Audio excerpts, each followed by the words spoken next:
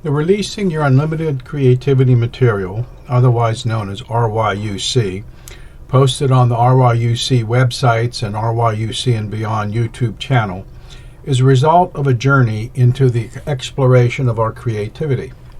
The journey itself was in two parts, a conscious part and an unconscious part. The starting point for the conscious part of the journey can be said to start where I can point to where a decision was made to study creativity. That decision was, as a manager, I chose to explore why individuals could not get out of the confinement of their own thinking. My motivation was quite simple. Given the problem my organization was facing in the workplace, I was simply trying to get individuals to break out of their limited thinking and attitudes. I was looking for ways for my staff and the organization I oversaw to become more productive in the workplace, more aware of hazards to improve safety, and more creative in how to do the work we needed to do. You could say this initial exploration was about awakening awareness within individuals about the issues facing the workplace. So, in some ways, it can be said the journey of exploration into our creativity was a journey of awakening awareness.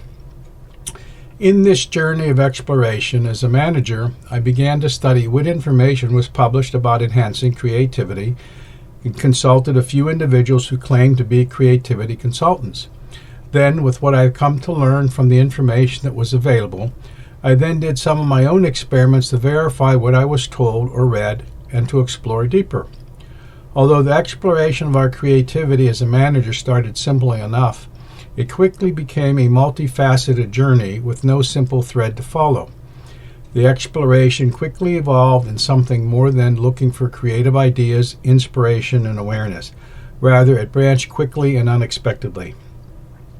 The primary direction I initially took was I began to explore why it was so difficult for individuals to explore options.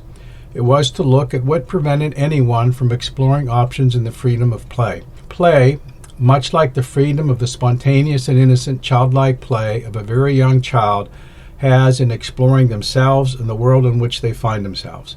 I began to look to understand what was limiting our freedom to explore options relative to what was blocking my creative expression or that of any other with whom I was working.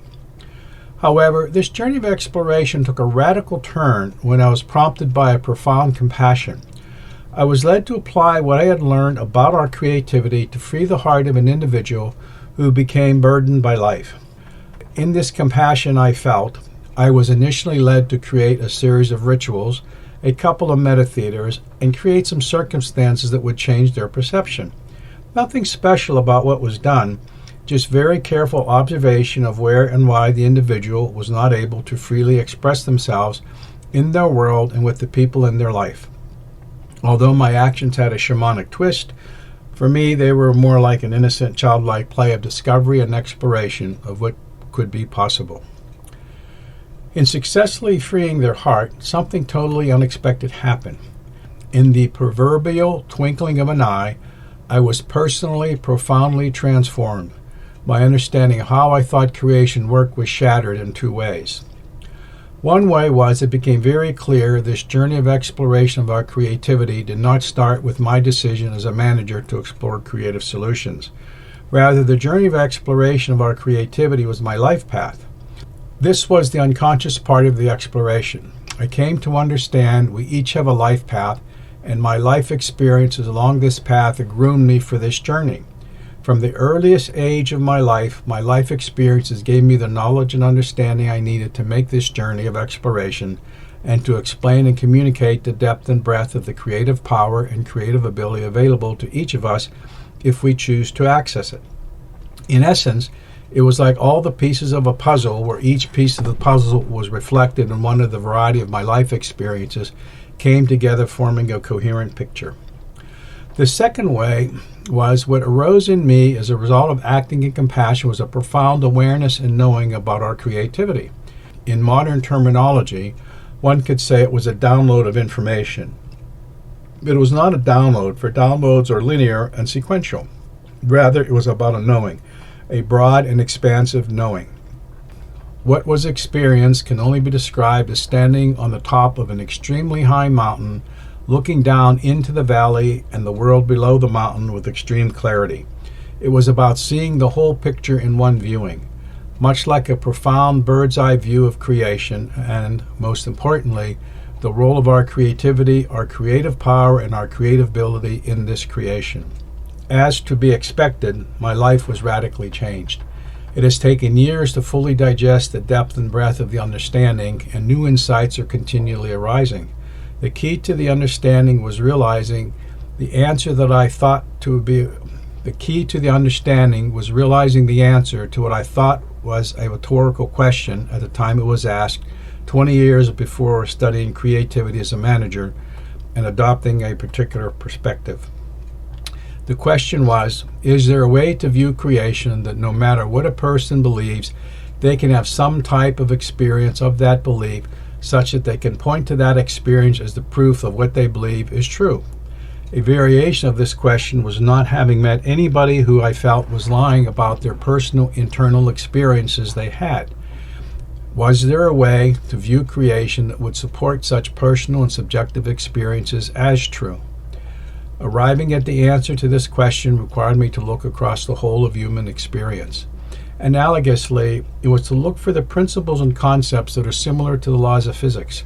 That is, the laws of physics apply the same way regardless of race, location, creed, national origin, and culture. Gravity works the same way in the United States, China, Europe, on the moon, with the planets and the stars. The question was, what creative principles analogously work the same way that transcended time and space, such that an individual will have an experience of whatever they believe? And also, why do we find in some cases certain principles do not seem to work? The answer to this question is that we are creators, and we create both our experiences and the reality of those experiences. Creation is magical enough to mold itself to give us those experiences. In essence, we have an unlimited creativity. It is just that we have given up some of our creative ability and creative power in order to have a shared experience as a human being within a jointly shared creation. Exactly how this is done is what the Releasing Your Unlimited Creativity tries to explain. You will be the judge as to whether or not I've been successful. The perspective I adopted that allowed me to work with individuals in this understanding to help them access and expand the inherent creative power and creative ability available to them was the creativity perspective. I came to understand the importance of a creativity perspective where we hold our creativity and those of any other as sacred, to see what blocks our freedom to play and explore options. In many ways, I came to see what I was initially exploring as a manager, looking to get people out of the limits of their own thinking, was only the tip of an iceberg. What I was exploring was what lied above the waterline, when in reality, a majority of the exploration that needed to be done was in the iceberg that lied below the surface. Alternatively said, I was not fully conscious of the journey of exploration I was on until I saw where it arrived. In hindsight, I could begin to see what lied below the surface and came to understand one of the more unexpected and important insights about our creativity, and that is the existence of our life path. We each have one such path, and the path itself grooms us for what we incarnated to experience. Now, I can go back over my life and show how a particular life experience provided a piece of the puzzle relative to understanding our creative power or creative ability. But other than when a particular piece is applicable to a particular discussion, there is not much to be gained by looking at all the individual pieces. It would be like looking at a 1,000-piece jigsaw puzzle and spending all of one's time examining each individual piece rather than assembling the pieces into the picture. Besides, to review each piece would simply be looking at my life story, which is not important.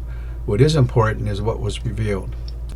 The approach taken here and in the RYUC and Beyond YouTube recording is to give the results of the journey such that you can take what is learned and use the results in your creative endeavors, and hopefully help you to embrace the life you incarnated to have. Individual experience are discussed where applicable. It is to be noted, the whole purpose and intent of the Releasing Unlimited Creativity Understanding is to assist you to claim your birthright as a creator.